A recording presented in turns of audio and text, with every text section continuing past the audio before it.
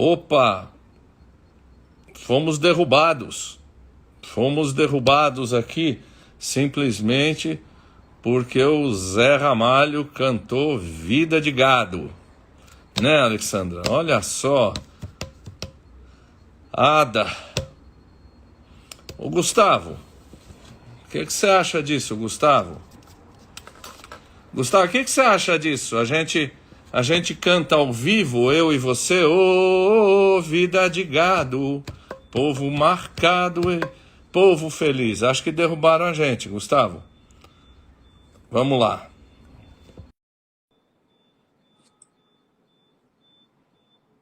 Que loucura, né, bicho? Tô.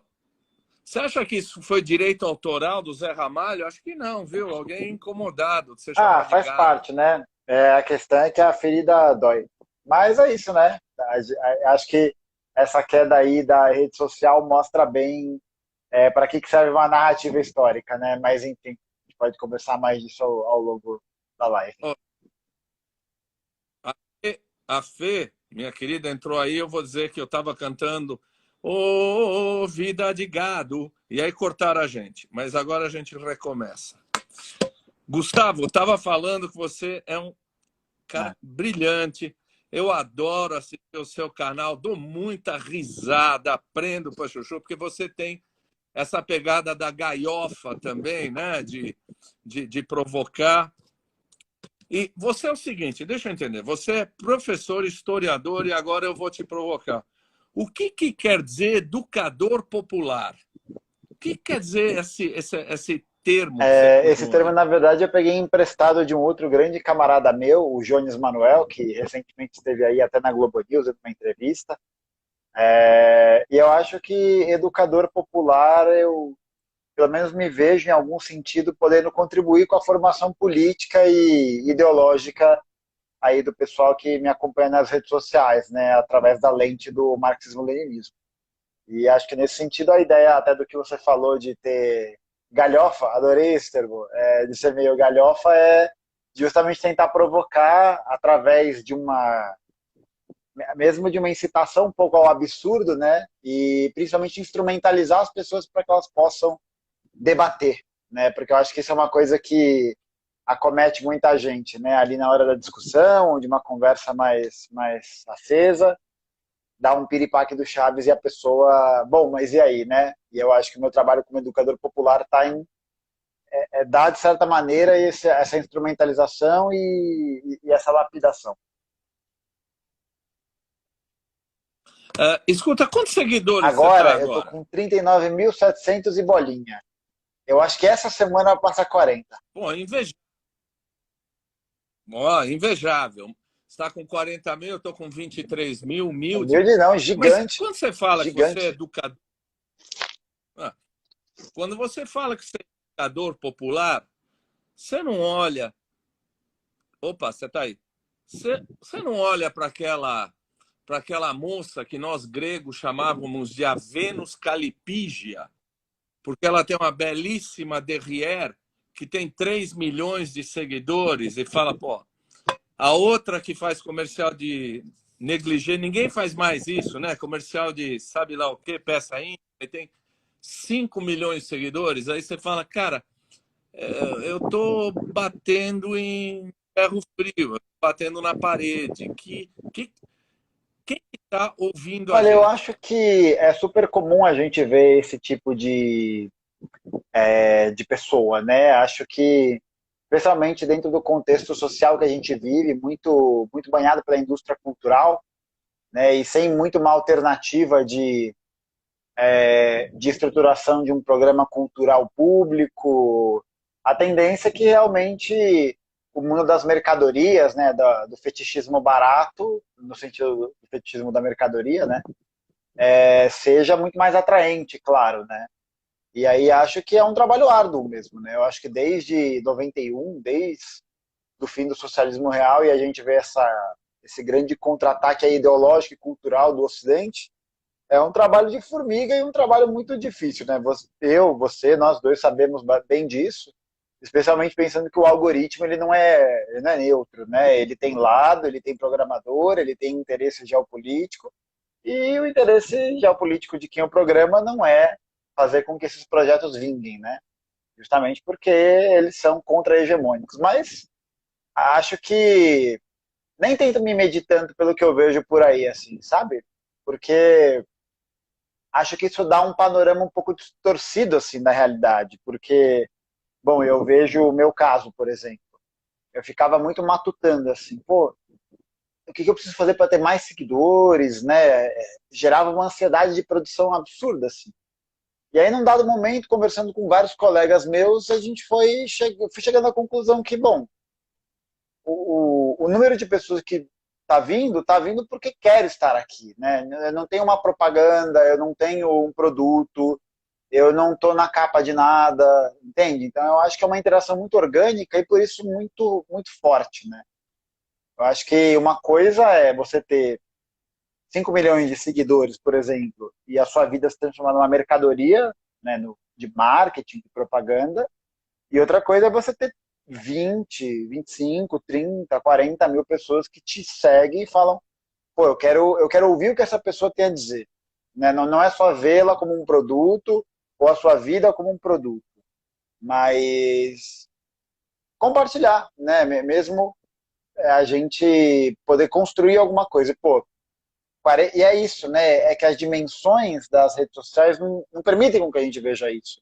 Porque 5 milhões de pessoas é muita gente, né? Mas é tanta gente, tanta gente, tanta gente que você não consegue dar atenção para ninguém. De tanta gente que é. Uhum. Então eu fico pensando, pô, essas 40 mil que me seguem, essas 23 mil aí que te seguem, tenho certeza que você responde, manda coisa e tal. Por quê? Porque são pessoas que a gente vai criando uma conexão que é muito importante. Para o trabalho político é muito importante. Né? Que é esse vínculo que não é só um vínculo racional, né? Não é só um vínculo acadêmico, de título ou mercadológico, é um vínculo emocional, né? É um vínculo de respeito, de troca. Né? Por isso que eu olho para a galera dos 5 milhões e. Ah, se eles estão felizes, que bom, maravilha, bom para eles, bom para quem estiver feliz. E fico muito feliz aí, porque, bicho, você falou, né? 23 mil pessoas, humilde nada. É um estádio inteiro lotado, tá? Com pessoas te ouvindo. É uma loucura, é uma doideira. É uma doideira. É. Escuta, vamos falar o seguinte, deixa eu falar. Pessoal, esse negócio de ficar comprando selo, esquece, porque esse programa é puro diletantismo da minha parte. Não esquece esse negócio, eu não consegui tirar esse negócio ainda, eu vou ter que aprender a tirar. Você usou, entrar na história do Brasil, você usou um termo marxiano muito famoso, etc., mas nem todo mundo sabe, que é o fetichismo da mercadoria. Explica para as pessoas o que é o fetichismo da Fetichismo é mercadoria? uma palavra que o Marx pegou de uma palavra na língua portuguesa chamada feitiço. Né? O feitiço, diferentemente, o feitiço é um tipo de magia específico. Né? O feitiço geralmente é aquilo que encanta, é aquilo que hipnotiza, é aquilo que de alguma maneira te faz sair de si e aí você é capturado por aquela sensação. E o Marx define essa ideia de fetichismo a partir da relação que o capitalismo cria com a mercadoria, né? Porque é como se a gente fosse encantado pela mercadoria, porque ela nos está longe, né? Pensando que o fruto do nosso trabalho a gente não recebe, né? A gente não o vê, a gente tem que readquiri-lo em forma de mercadoria, porque é assim que o sistema funciona, né? Através do consumo, da exploração do trabalho e tal. E aí, só que quando a gente readquire, a gente readquire com um olhar que eleva aquele objeto a uma categoria superior. Então, um tênis não é só um tênis, né? Um tênis é o tênis. É aquele tênis que te desperta alguma coisa, que te desperta uma experiência, que te desperta uma ideia de mundo que faria a sua existência ser melhor. Né? De alguma maneira, aquela mercadoria te completaria. Né? Daí que entra, por exemplo, a função da indústria cultural, né? da propaganda e tal, que é de justamente criar uma mobilização para fazer com que você queira consumir mais, né? Porque consumir não é só ter, é ser também, né? É que nem mandaram aqui, que te confere um Uhum. status, exatamente. Você não compra um tênis, você compra um Mike, né? Que eu não quero falar o Você nome compra da um Nike, marca, né? você compra um Adidas, né? Você compra um Pumba, você compra todos esses, né? Gustavo, vamos falar esse negócio da história do Brasil. Você acha que, antes de entrar em exemplos específicos, a história de um país, qualquer que seja ele, e nós vamos falar especificamente de Brasil, é preenchida de momentos de heróis, de momentos heróicos, de fatos lindos, relevantes, para incensar um pouco, quer dizer, vamos falar em termos de Brasil, incensar a brasilidade, para que dê uma cara a um povo do jeito que você quer a cara dele, É, claro. essa pergunta é muito importante, Taki, porque da forma como a gente aprende história na escola, parece que a forma de construir história foi sempre algo meio hegemônico, meio dado como é, feito a priori, né? Então a gente sabe a história de vários grupos, né? De vários heróis e tal, mas acho que é importante a gente se perguntar por que está escrito daquele jeito, né? E eu acho que você falou uma coisa muito importante, que é bom, todo povo precisa ter história, de certa maneira, né, para poder se identificar enquanto tal. Mas aí a pergunta central é, primeiro, o que a gente vai escolher para contar aquela história, como a gente vai contar aquela história e quem vão ser os agentes, né? Quem estará escrevendo aquela história? Eu acho que essa é a coisa mais importante, porque senão a gente pode cair num conto ou na ilusão de que a história é uma disciplina neutra, né? De que os fatos são fatos, de que as coisas são escritas da forma como ocorreram. E não é nem algo em certo. A gente até vai falar disso, né? Não é também partir para um relativismo da verdade, né? É a gente entender criteriosamente qual que é a história que a gente está escrevendo, sobre qual olhar, de quem, né? Não é eu pegar e meter uma história freestyle, falar que a Terra é plana, porque eu acho que é, e eu quero refutar a história do establishment, né? Não, qual que é o meu critério como historiador? Com o trabalho de quem? O que eu estou fazendo? Para a gente não cair nesse relativismo, um relativismo também muito porco e que não é historiográfico, né? Não é histórico. Tem uma palavra que a gente cada vez mais se depara quando estuda história, que é o tal do revisionismo, né? Uh, eu fui ler bastante a questão aí do incêndio, do fogo que tacaram lá naquele monstrengo na Avenida Santo Amaro, a coisa mais feia do mundo, aquele Borba Gato. Ele devia ser derrubado por mau gosto, não por um problema de revisionismo histórico. Mas teve toda uma batalha antes do fogo. E aí eu fui tentar entender o que foi e eu vi o Peninha, que é o Eduardo Bueno, dizendo: cara, vocês estão enganados, o Borba Gato foi um cara bonzinho, foi um fofo, né? E depois eu vi todo o resto do pessoal dizendo que era um escravista, um cara que caçava índio. O sogro dele era aquele outro O diabo Anhanguera, ruivo lá, o Anhanguera. Quem é? O Bartolomeu Dias. Bartolomeu. Quem que é? Bartolomeu Dias e tal. Como é que você vê isso? A história de um povo tem que ser revista de quando em quando, né? Isso inclui derrubar monumentos que a gente considera, como está sendo feito na Inglaterra, em outros lugares. Isso inclui mudar os símbolos que a gente tem na Olha, eu cidade? acho que, só para pontuar, duas coisas são bastante importantes a gente colocar como questões separadas. Primeiro, a ideia de revisão histórica e de revisionismo, né? Eu acho que, como você bem falou, certos elementos precisam passar por um processo de revisão histórica, de aprimoramento da pesquisa nas fontes, para que isso possa, de alguma maneira, haver justamente uma releitura que permita o aprofundamento. Agora, uma prática como o revisionismo, né, eu acho que ela está num outro campo que pensa muito mais a história sempre a partir dessa perspectiva de uma revisão.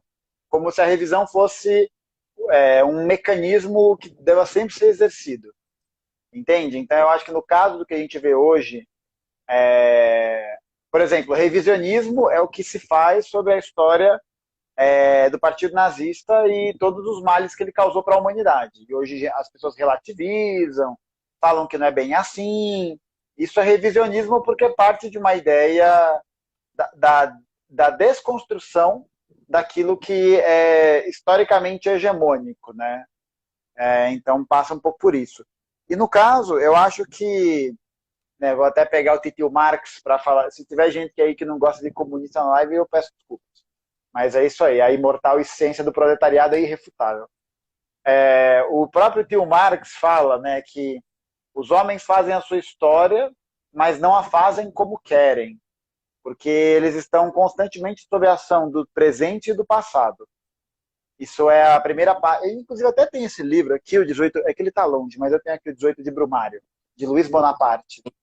Bom demais. Fica aí a recomendação da Boitempo. E aí tem esse trecho e ele fala muito dessa construção, né, de que, na verdade, a história ela é a construção no presente desse tensionamento entre presente e passado. E que vai depender de cada circunstância histórica que a gente está inscrita. Então, hoje em dia, por exemplo, a gente olha com um olhar muito mais crítico e severo para as experiências relacionadas ao heroísmo dos bandeirantes.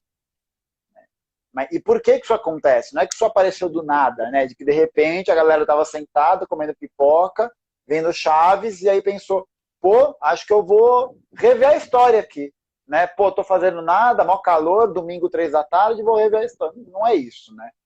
Existe todo um movimento histórico que passa pelo acirramento das contradições do nosso mundo material, então pelo aumento da exploração dos trabalhadores, pelo aumento do genocídio indígena, pelo aumento exponencial do racismo estrutural. E aí o que a gente acaba vendo é que essas contradições elas explodem à flor da pele. E aí esses antigos símbolos, esses antigos meios hegemônicos de se ver a história também passam a ser questionados, né?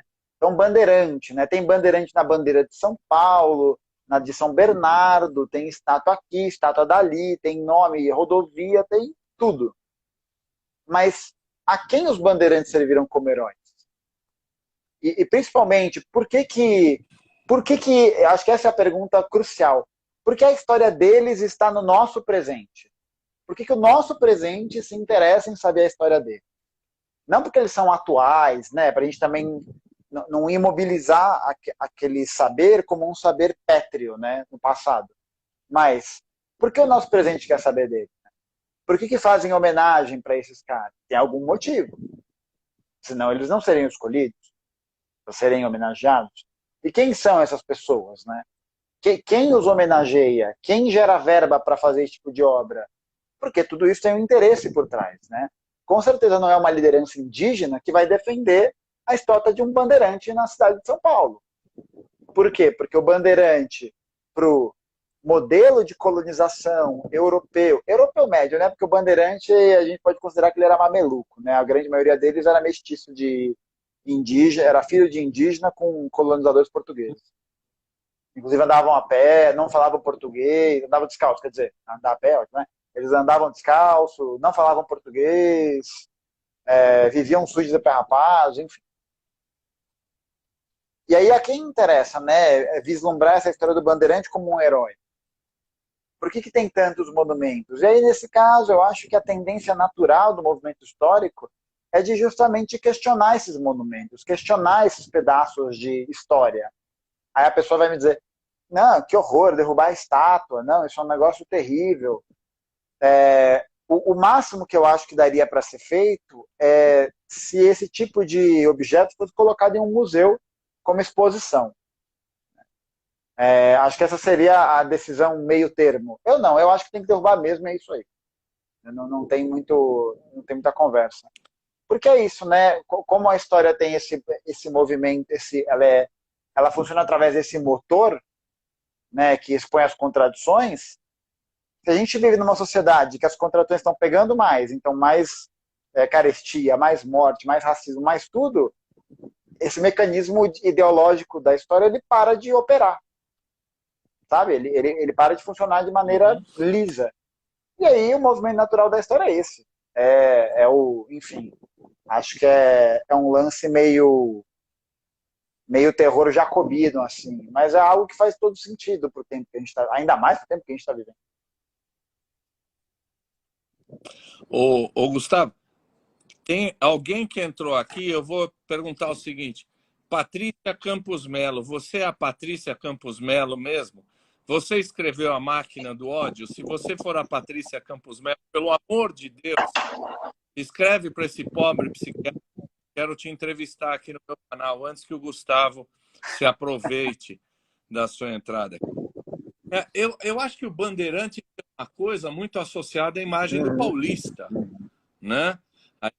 Do Palácio dos Bandeirantes. Outro dia eu fui à Casa Guilherme de Almeida, que você deve achar um poeta meio demodé, meio parnasiano, etc.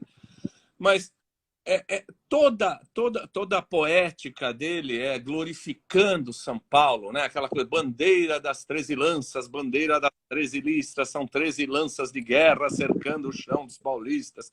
E aí ele fala, quer dizer, a construção do paulista tem muito a ver com a construção do bandeirante, né? Da inovação. E aí você tem historiadores que foram, talvez, estimulados a fazer isso, né? Capistrano de Abreu, etc, etc. Não tem uns historiadores que a história oficial chega para eles e diz assim: escuta, cara, é assim que a gente tem que Sim, contar? mesmo porque pensar que a história oficial ela é geralmente construída por aqueles que são ideólogos da ideologia dominante, né? São os historiadores da ideologia dominante. Então a gente olha sempre a história a partir da lente, basicamente, daquele grupo que venceu, ou daquele grupo que, de alguma maneira, são os filhos dos vencedores, né? E principalmente pensando que essa tradição hegemônica, ela constrói herança, né? Ela constrói todo um aparato contínuo de produção histórica que fica muito difícil de quebrar. Né? Então a gente olha, por exemplo, o Capistrano de Abreu, e a gente olha principalmente porque. E aí, olha só que interessante, né? Você falou, no caso dessa produção bandeirantina, isso aí é uma produção que passa a ser muito fomentada a partir de um fenômeno que a gente conhece na história como lenda áurea. A lenda áurea paulista, que chama. Porque depois que o Vargas é derrotado em 32, aliás, São Paulo é derrotado em 32 pelo Vargas, São Paulo, de alguma maneira, precisa se reafirmar enquanto o polo civilizador do Brasil, né? E é nesse período que surge essa mitologia em torno dos bandeirantes, que a USP mesmo ela é fundada em 34, né? Você tem a Faculdade de Direito, a de Medicina, a Politécnica, você tem elas, mas a universidade mesmo só em 34, né? O campus, acho que não sei se o campus ou a instituição universidade, né? Essa unificação. Justamente para São Paulo se tornar o polo intelectual do Brasil. Você tem o início da lendária dos bandeirantes, você tem toda essa tentativa em que a classe dominante paulista derrotada militarmente, né, derrotada materialmente, precisa impor seu domínio ideológico. E é nessa época que surgem essas baboseiras, né, de locomotiva do Brasil, São Paulo, a terra da oportunidade, enfim, né, isso aí que mostra que é muito mais muito mais imagem ideológica, aparato ideológico do que amparo material, né? Vide aí todas as famílias de imigrantes brasileiros que vieram para São Paulo tentar a vida e a esmagadora maioria deles que teve que se colocar em comunidades muito carentes, viver de grande violência, vítimas da violência policial, vítimas do racismo, da xenofobia interna. Então, acho que são questões muito importantes para se pensar, né? De que a história ela é encomendada pela classe dominante, né? Aquele quadro lá do Independência ou Morte, do Pedro Américo, que está lá no Museu do Ipiranga, ele foi encomendado pela Isso. família real portuguesa. Entendeu? E aí é uma peça de museu. E aí você olha aquilo, Dom Pedro tá uau, espadinha, não sei o quê, e ele tava com caganeira. E não tinha da independência naquela época. No quadro aparecem os dragões da independência, eles nem Pois é. existiam naquela época.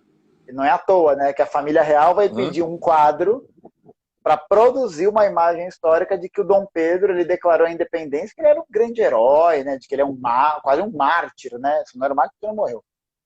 Enfim, né? Saudades do que não vivemos. Mas Então, não, mas já. Você começou já falando do Dom Pedro de Bragança e tal.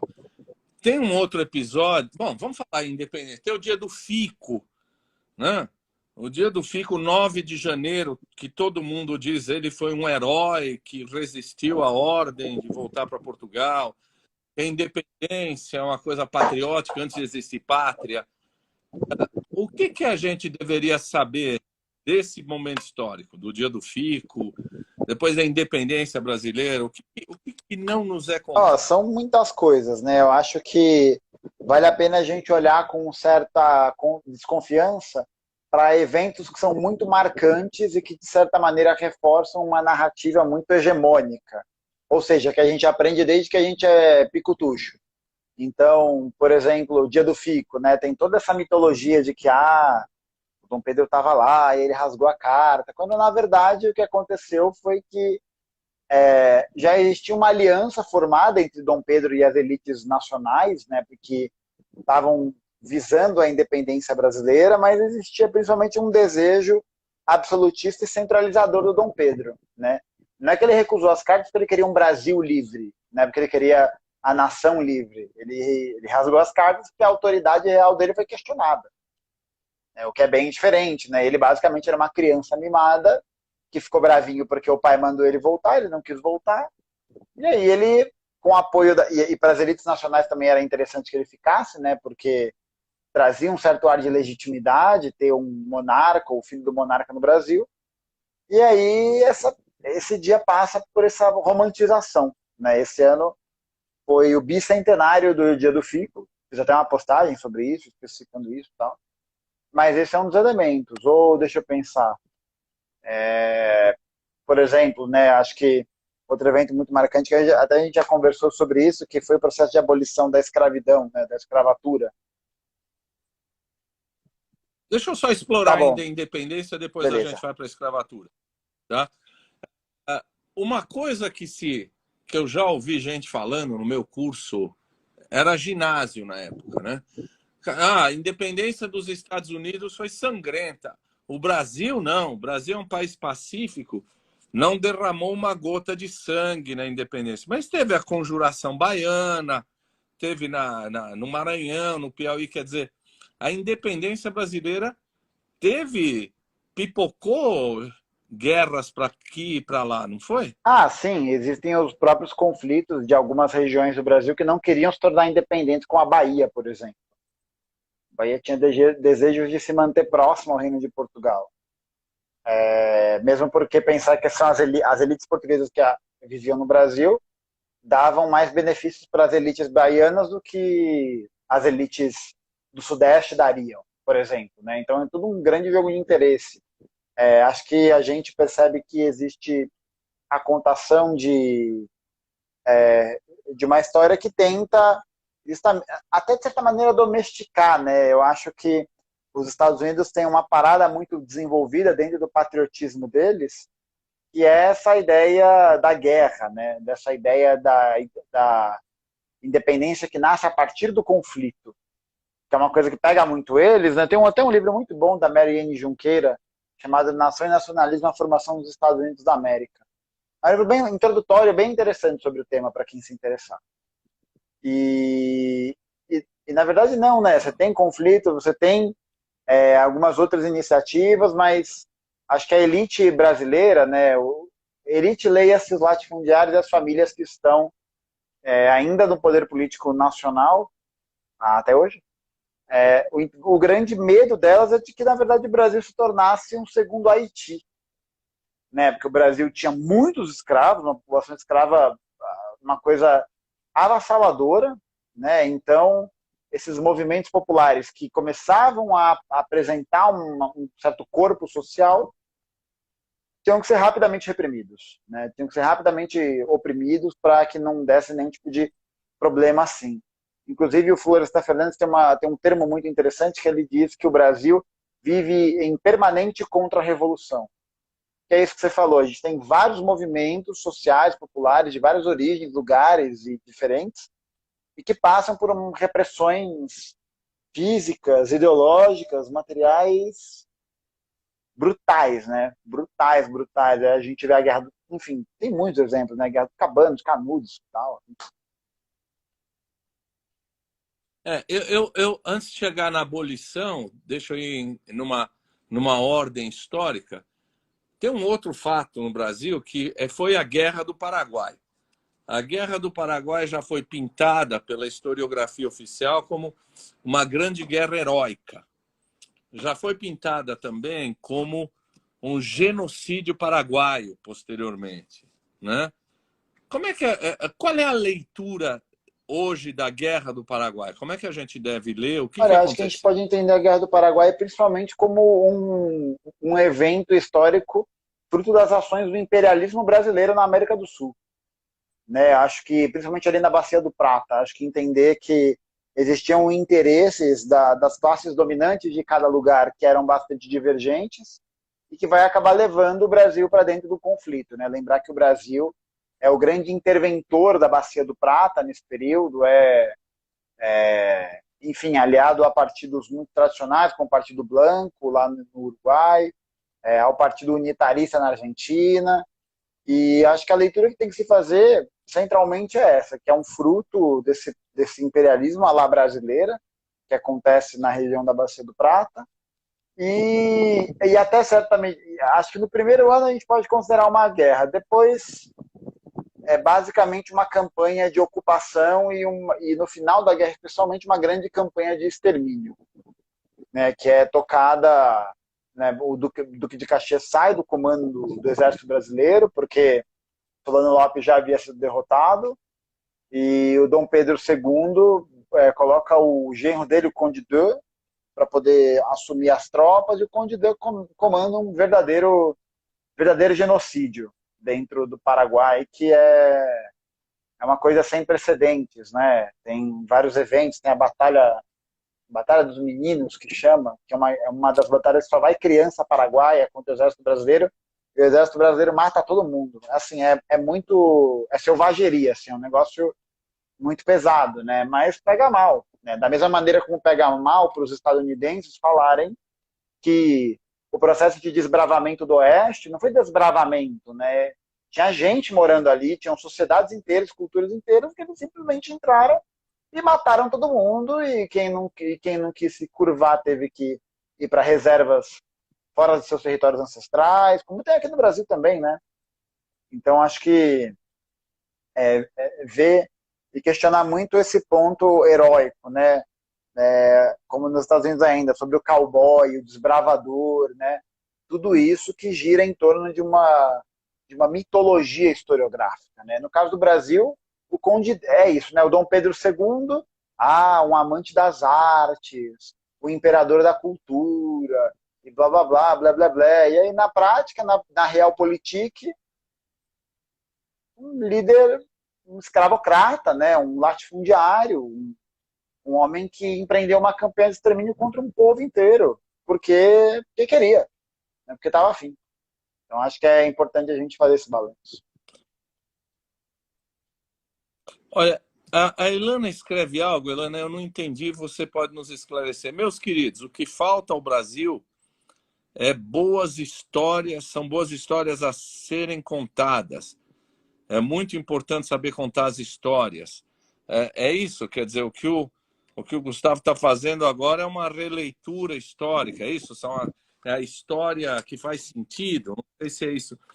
Ó, nosso amigo Arnaldo Lorenzato está aí também. Arnaldo, querido, um grande abraço.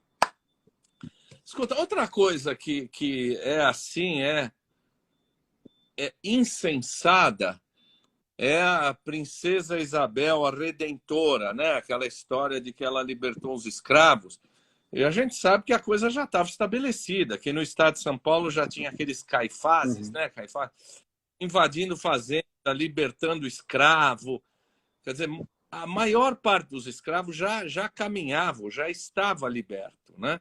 Mas essa história da princesa Isabel para inglês ver, né? Feito aquela proibição de trazer escravo. Como é que é essa história? A princesa Isabel já tinha acabado a escravatura no Brasil nessa Olha, altura? existe de novo, né, uma grande mitologia em torno do que significou o papel da princesa Isabel, porque na verdade ela foi só signatária, né? Já havia um amplo movimento contrário à escravatura, mesmo existiam poucos escravos rurais no Brasil, né? Já era um número muito reduzido em relação à proporção com imigrantes, por exemplo. Mas já existiam movimentos abolicionistas desde 1850, desde 1860, que eram movimentos abolicionistas tocados muitas vezes por membros da sociedade civil política, então por uma certa elite política brasileira, mas também por muitos homens negros, né, que eram oriundos de cursos de direito, jornalistas, profissionais liberais que eram muito importantes, como André Rebouças, Luiz Gama, e outras iniciativas que tinham de fuga das fazendas, assassinato dos senhores, né? Então é uma série de movimentos que já estava numa esteira, né, recorrente. E na verdade a assinatura da Lei Áurea foi a pá de cal do Império, né? Basicamente o Império ali cercado pelos interesses britânicos, interesses comerciais britânicos na região, acaba criando essa pressão adicional. E aí, internamente, o apoio que o Dom Pedro II precisava para manter o império, que já estava muito fragilizado, que era dos latifundiários, é perdido, né, quando essa lei é assinada. Não é à toa que esses latifundiários são chamados popularmente de republicanos da última hora. Os republicanos da última hora porque mudaram de lado, já que não lhes interessava mais, né? Mas é muito interessante você contar a história desse jeito, Taki, porque dessa maneira você invisibiliza os movimentos sociais, né?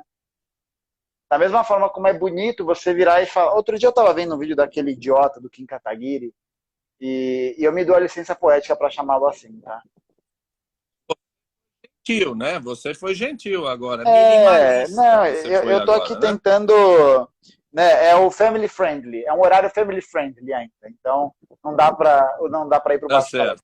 Mas, mas ele fala, né, por exemplo, não, porque de maneira nenhuma o socialismo ou os movimentos socialistas e comunistas ajudaram a população a ter mais direitos, né? Isso aconteceu em países liberais do Ocidente. Aí eu fico perguntando, por que interessa ele contar a história desse jeito?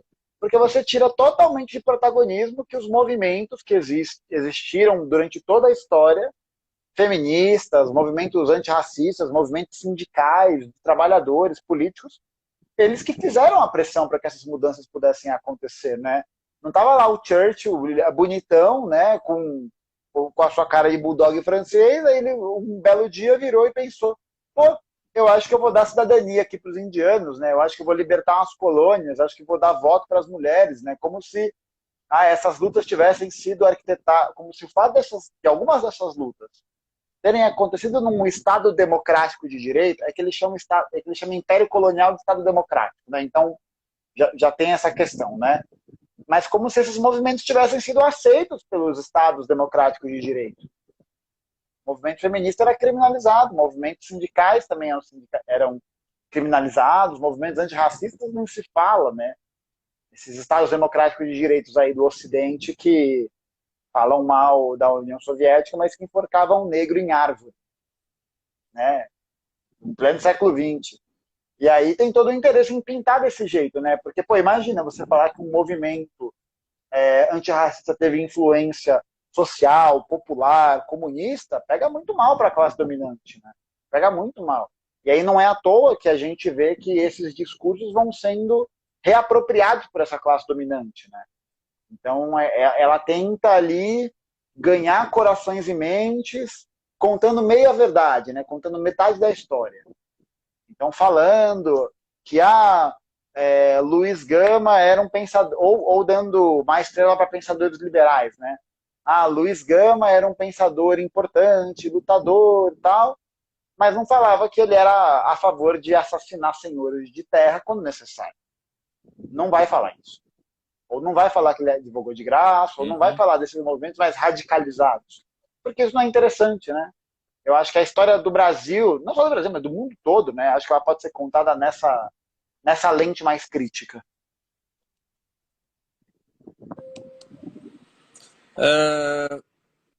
Vamos deixar esta figura tosca de lado. Quando você fala em descobrimento do Brasil, você já não começa a contar uma história? Nós somos descendentes de europeu. Gaio Fato deve ser Da italiano, Calábria. não é? Ou espanhol. Eu sou descendente de grego. Da Calábria. Então, quando a gente fala descobrimento do Brasil, a gente já não começa dizendo que o que tem aqui faz parte dos móveis e utensílios, não tem nenhuma importância. A palavra descobrimento, né, ela remete à ideia de algo que era coberto por um véu e passou a ser visto, né? Você descobre a radiação, né? Você descobre, sei lá, a gravidade, né? Você descobre, não sei, buracos negros, mas você não pode falar que você descobriu um território quando já tinha gente lá. Isso é uma coisa, inclusive, que eu reforço muito para os meus estudantes, quando a gente fala das primeiras aulas de história, né, sobre o que é história, como estudar história. São as aulas que eu mais gosto, aliás, do ensino médio toda. Então, é o tema que mais me é caro. O quanto é pesado, né, a gente usar dois termos diferentes, porque descobrimento do Brasil parece que eles estavam explorando, se aventurando, parece que há uma carga mais positiva, né, nesse sentido. Enquanto que a gente fala o termo invasão, né, invasão é um negócio que, pô, é pesado, né, você ouve alguém dizer que vai invadir tua casa, que vai invadir teu terreno, vai invadir tua piscina de 10 mil litros, sabe? É um negócio que é duro, né? E eu acho que esse termo invasão, ele é muito pesado porque ele remete a essa ideia de que haviam pessoas aqui e essas pessoas entraram em guerra contra outras pessoas que resolveram entrar no território, né? Resolveram simplesmente pegar aquele território e dizer, não, isso aqui é meu. E acabou. Então, inclusive o Ailton Krenak tem um vídeo que ele fala sobre isso, que é muito bom. Eu acho que ele vai dar uma entrevista, alguma coisa assim, e o repórter ri sobre alguma coisa que ele fala, e aí o Ailton Krenak rebate com algo, não sei porque você está rindo, porque nós estamos em guerra.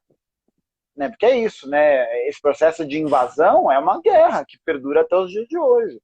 É uma guerra que não é dos moldes tradicionais, né? Mas o que o povo indígena faz para sobreviver, os povos indígenas fazem para sobreviver, né? É um negócio digno de uma fuga colonial, né? É digno de uma iniciativa genocida e que com o mais podre da nossa classe dominante que está lá agora, que é o podre do podre, aquilo ali ganha uma proporção gigantesca, né? Quem consegue esquecer, né, do homem podre, de qual nós estamos falando, que falou que índio pesava arroba, que não servia para nada. Negro pesava arroba. Que negro pesava arroba e que índio não faz nada, que não serve para nada, né? Que não tem que ter mais terra. Então, essa pessoa, ela com certeza foi influenciada por essa visão de história. Porque se eu descubro um negócio que não tem ninguém, que ninguém é importante, que não tem nada aqui, só uma galera meio pelada, né? Ou o selvagem, ou o índio bobinho, que faz né? Igual a gente, todo mundo aqui aprendeu na escola. Aí você cria uma imagem muito estereotípica, né? Você cria uma imagem muito racista sobre quem são esses grupos e qual que é a história deles dentro da nossa Constituição Social enquanto Brasil. Né? Quem nunca aqui no Dia do Índio teve que usar aquela pena assim na cabeça, né? Aquela pena bem no meio da testa e que nunca foi usada por indígena brasileiro, inclusive. Aquilo ali é de indígena norte-americano. Apache. Até nisso a gente é colonizado, bicho. Pelo amor de Deus. Olha, a partir de agora, aquele seu amigo Kim vai virar Kim Kardashian em vez de Kataguiri. Vamos chamar de Kardashian. Eu tenho certeza que ele seria muito mais útil sendo uma Kardashian do que sendo ele mesmo. Com certeza. o Milor dizia o seguinte: o Brasil tem um grande passado pela frente, né? Você acha que esse nosso grande passado pela frente tem a ver com a escravatura, tem a ver com como foi feita a abolição? Quer dizer, a abolição significa o seguinte: cai fora daqui e pronto, vai montar favela. Esse nosso grande passado pela frente começa com a forma como a escravidão foi O encerrada, nosso vamos chamar assim? passado, tá, que começa no dia 21 de abril de 1500. Esse é o dia de início do nosso passado, né? E eu acho que o Brasil tem um grande passado pela frente, porque o Brasil é comandado por um grupo social que, que quer fazer com que nós esqueçamos do nosso passado, né? Quer fazer com que a gente esqueça, né? De tudo que essa classe dominante propagou, fez e defendeu, e todo o seu projeto político-econômico, e todo o seu projeto de sociedade, né, em torno do latifúndio, do capitalismo, da acumulação, do racismo, da misoginia, de tudo isso. Né? Olha, por exemplo, uma iniciativa como a Comissão Nacional da Verdade. Né? Olha que coisa louca, você tem criada uma comissão no Brasil para apurar os crimes dos torturadores, e essa comissão não consegue ir para frente porque as forças políticas hegemônicas brasileiras ainda tem pessoas que são desses grupos que participaram desse tipo de coisa, desse tipo de atrocidade. E você tem uma nação que normaliza um fascista como o presidente da República em gritar lá em nome de brilhante Ustra, e tá tudo bem. E não acontece nada, e tá tudo certo. Entendeu? Que faz parte, né? Que é isso. Então eu acho que o Brasil ele tem um grande problema, porque a nossa produção histórica se esforça em nos fazer tentar esquecer o passado. Isso é muito perigoso, né? Porque o presente ele é constituído de passado. Essa história aí, que história serve para prever o futuro ou para evitar futuros erros, isso é balela. Isso é balela.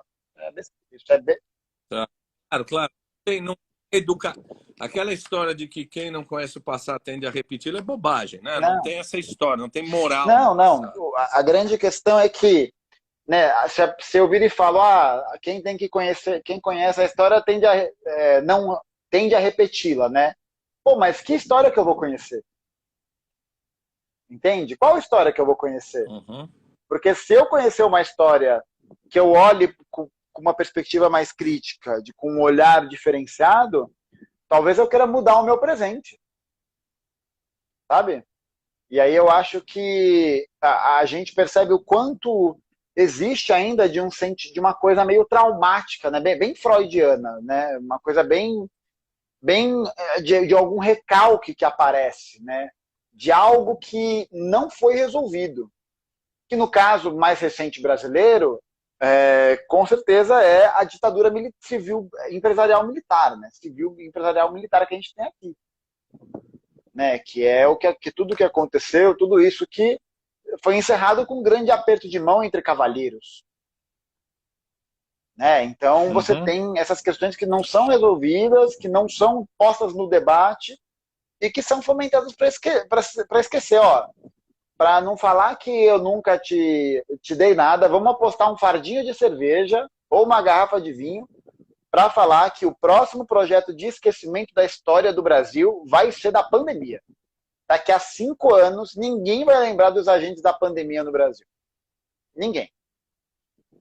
Você está falando, então, de 1984, Admirável Mundo Novo. Você está falando de uma distopia. Daqui a pouco ninguém mais vai lembrar. Eu não acho nem que é uma distopia, tá? Que acho que é uma realidade.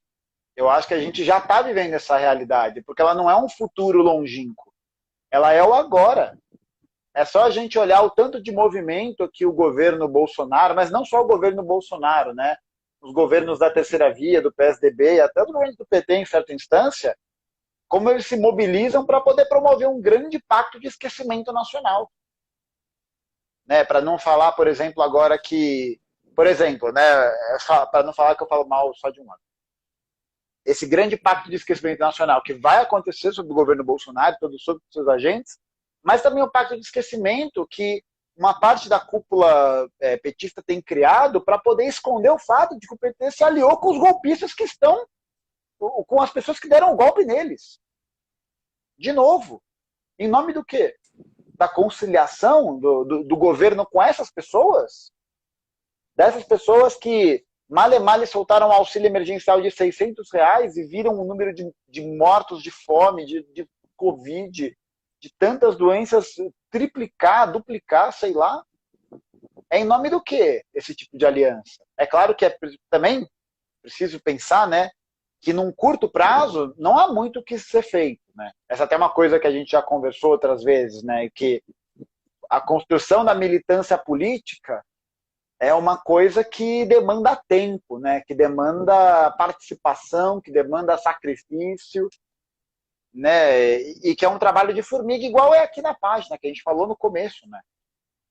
Mas que enquanto isso não for feito, a gente tende, pior do que repetir o passado, a gente vai esquecer dele. E aí, bicho, é isso, né? Você torna possível que a comunidade brasileira flerte com o nazifascismo. E ache normal, e ache ok. E não é ok, né? Enfim, eu não posso falar o que eu gostaria de falar com o que eu acho que deveria ser feito com facho, então eu vou te passar a palavra. A gente pode falar vagamente num julgamento de Nuremberg, desde que as pessoas não lembrem o que aconteceu com os caras que foram condenados. Eu acho que você está sendo minimalista até, mas com os meus desejos, mas enfim, manda daí. Escuta, você dá aula para que ano de ensino? Quais são seus alunos? Quem são são meus seus alunos? Que pergunta difícil. Meus alunos têm. Eu dou aula num Você dá aula colégio em onde? São Bernardo e num colégio na Vila Mariana. Tá. Para que? Olha, eu sou do tempo do ginásio científico. É o quê? Qual é o. Hoje é Qual ensino é médio, então é dos 15 aos 17 anos, mais ou menos. Tá. Os seus alunos, quando certamente você não é um chapa branca Não. quando você dá aula, Não. com toda certeza. Não tem um aluno, nunca teve um aluno que fala assim: ô, professor, eu vou gravar aqui porque tem a escola sem partido e você está falando um negócio aí de partido.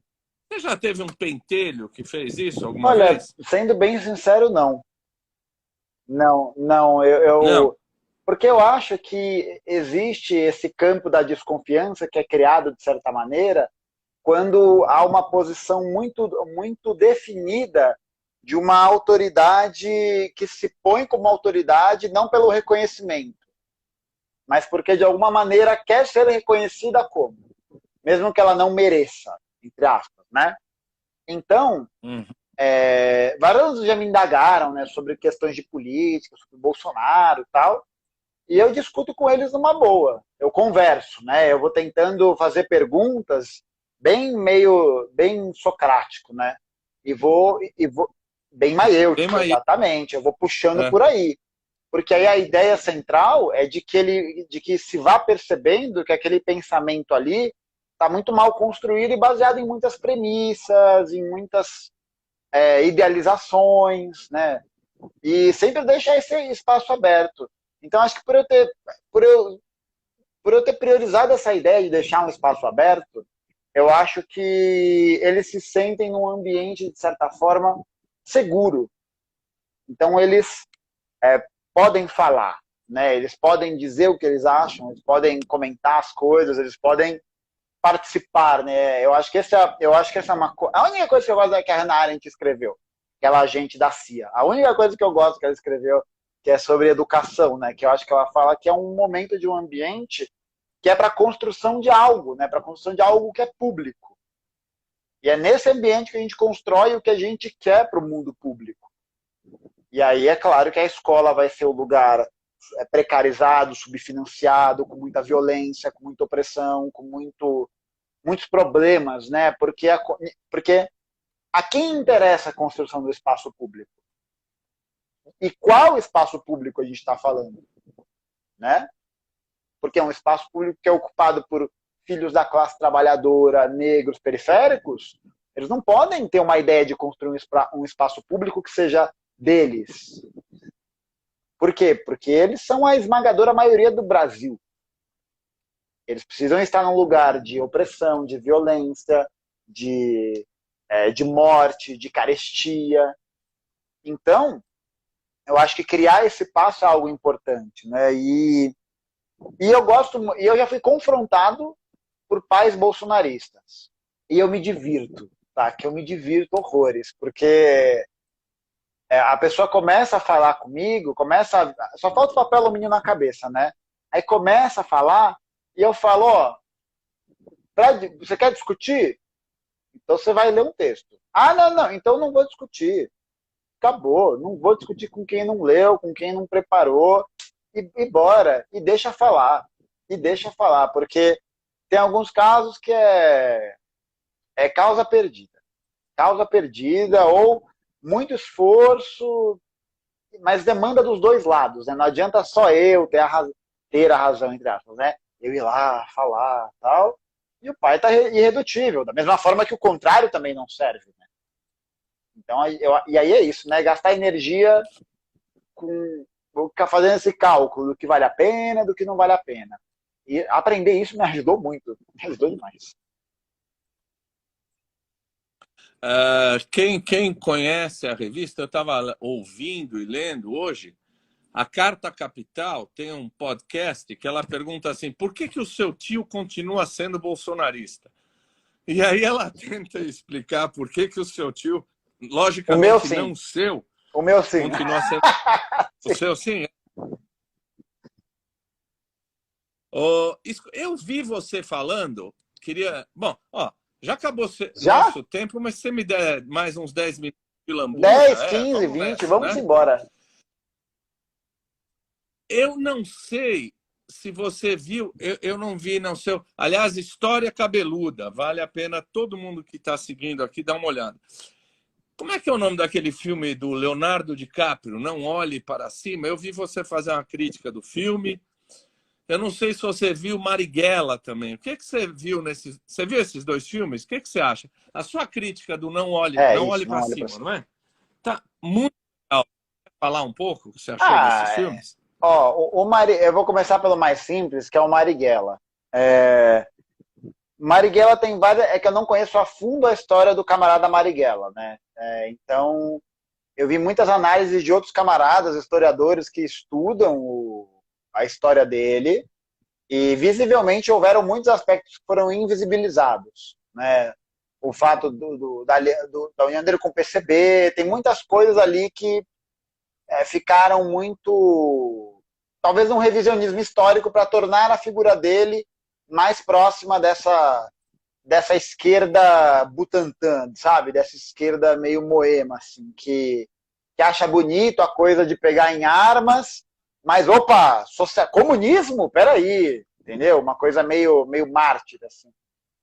É uma coisa meio rosé, não é vermelho, isso, é meio é um vinho, é uma coisa meio rosé em temperatura ambiente, sabe? Que é bom, mas que dá uma azia. E o Não Olhe para Cima, eu acho que... Primeiro, eu achei meio chato, sabe? Eu achei que o filme tem diálogos muito extensos e muito desnecessários em muitos momentos. Mas eu também achei que o filme não faz uma crítica aonde precisa ser feito. Eu acho que ele explora vários elementos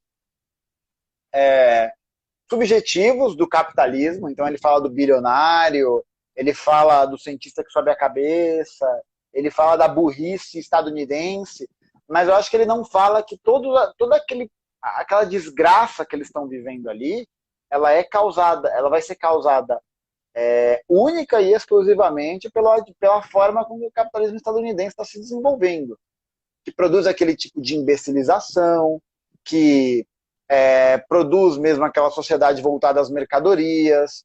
Mas, assim, não tem como esperar uma crítica muito pontual, assim, da Netflix, né? Pô, a Netflix, ela não é a Comunaflix, né? Não tem como você esperar um negócio além disso. Mas teve muita gente que falou que, nossa, é a crítica ao capitalismo do século. E eu discordo com muita veemência. Eu acho que Se essa daí for nossa crítica do capitalismo, então a gente está muito mal. Está muito mal, está muito mal. Vamos voltar a ver vamos ver o Day Live, vamos ver o Tarkov, vamos ver essa galera de novo, porque, bicho, é dureza. Fora que, né, eu não olho para cima, enfim, né, tem o final aí, um final que eu acho interessante, mas meio, é um melancólico que mobiliza pouco. Eu acho que é isso, é um final muito tristonho, assim, sabe? Uma coisa meio nihilista. Diferente de Melancolia, né? Que é o filme do outro do Lars von Trier, que é muito bom, Ah, sim. que é meu guilty pleasure. Você gosta do Lars von Trier? Esse é maravilhoso. Escuta, vamos continuar apostando uma caixa de Vamos. cerveja? O que você acha da eleição?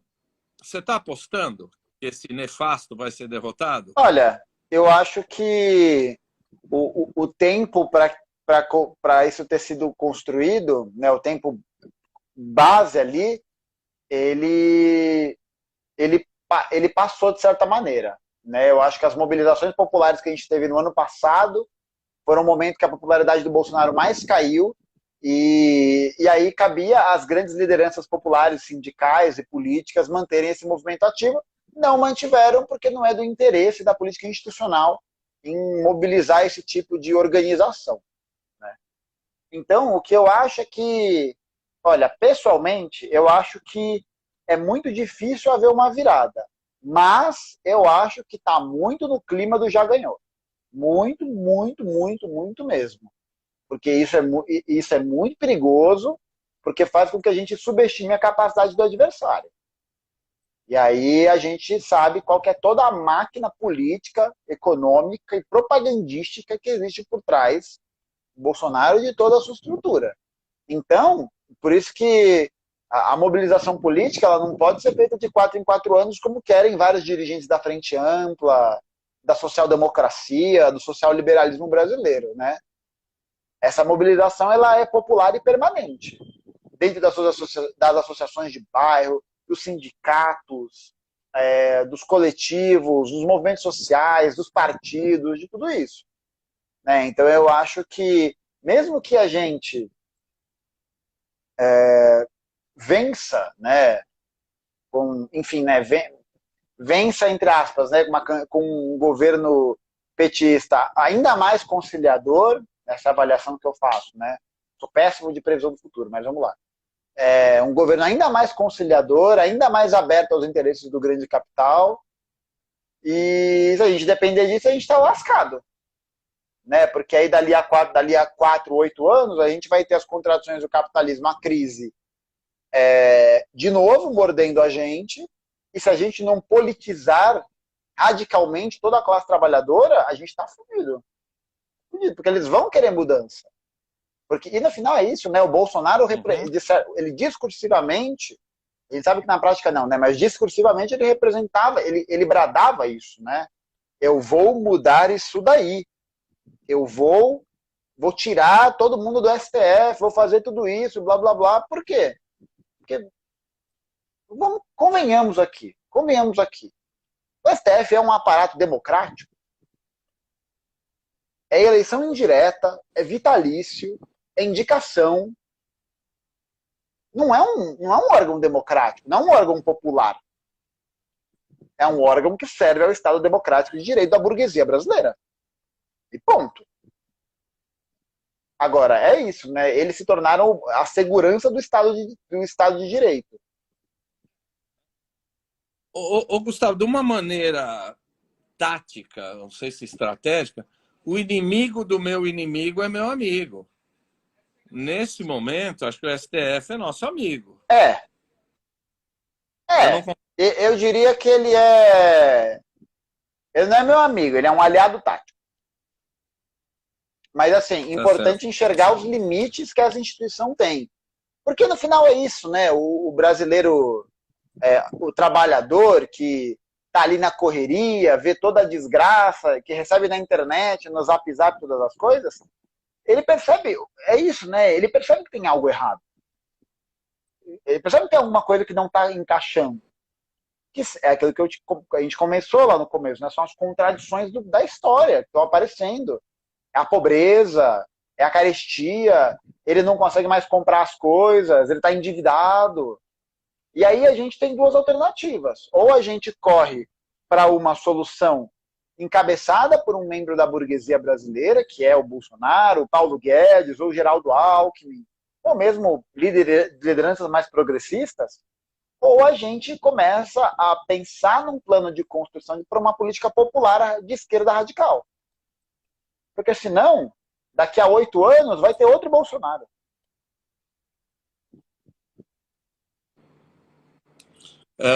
Alguém está dizendo assim, Gustavo, um período com um governo mais à esquerda não seria um período mais propício para se trabalhar uma mentalidade revolucionária nos trabalhadores? Quer dizer, talvez o que ele esteja dizendo é que o velho não morreu, o novo não nasceu, mas o que vem aí talvez seja um momento que possa ser trabalhado, um momento educativo que a gente possa trabalhar mais.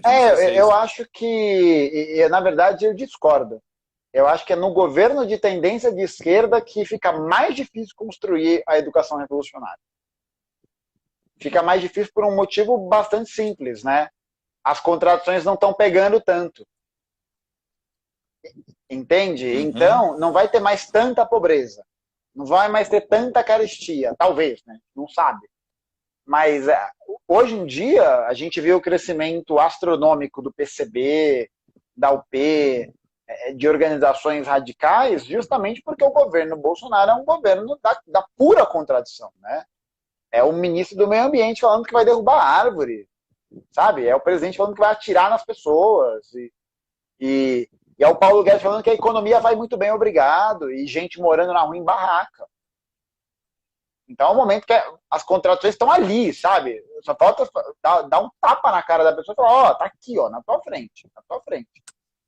Com um governo progressista, a tendência é diferente, né? Porque com a amenização das contradições, aí fica mais complicado você falar, beleza, tá amenizado, mas o problema ainda é a estrutura do capitalismo, blá, blá, a pessoa vai, é que não tá ruim, né? Não tá tão ruim assim. E aí a gente volta pra linha reformista. Mas eu não sou a favor de aceleracionismo, né? Do tipo, então tem que votar no Bolsonaro pro bagulho degringolar. Não, pelo amor de Deus, ninguém aguenta mais, pelo amor de Deus. Quanto pior... Não, eu nunca disse isso. Ouviu os seguidores do TAC? Eu nunca disse isso. Não, você nunca disse isso. O que você está dizendo não é para votar no cara, porque aí cai a casa, não tem outra saída. Exatamente. Você nunca falou isso.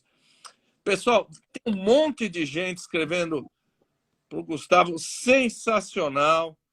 Olha, História Cabeluda. Escrevam para ele lá no História Cabeluda. Ele não tem nada o que fazer. Ele vai responder para todo mundo hoje à noite. Ele está folgado, dormindo o dia inteiro. Vamos voltar daqui a uns meses com de novo? Com certeza. É sempre as trilogias, né? A gente vai renovando as trilogias. Cara, super obrigado. Olha, História Cabeluda tem que ser seguido, viu? É uma aula de civilidade, de história, de cultura. Eu aprendo muito com o Gustavo. Cara, super obrigado. Eu que agradeço, Taki. Aprendo muito com você também, para todo mundo aí que estiver vendo a live, para seguir o futuro camarada Taki, né? Eu já falei isso a primeira vez e vou falar de novo, né? Futuro camarada Taki. E sempre bom trocar contigo, Taki. É muito bom conversar com você. E bora para a terceira. Vamos que vamos. Tchau. Boa noite, pessoal. Tchau, tchau.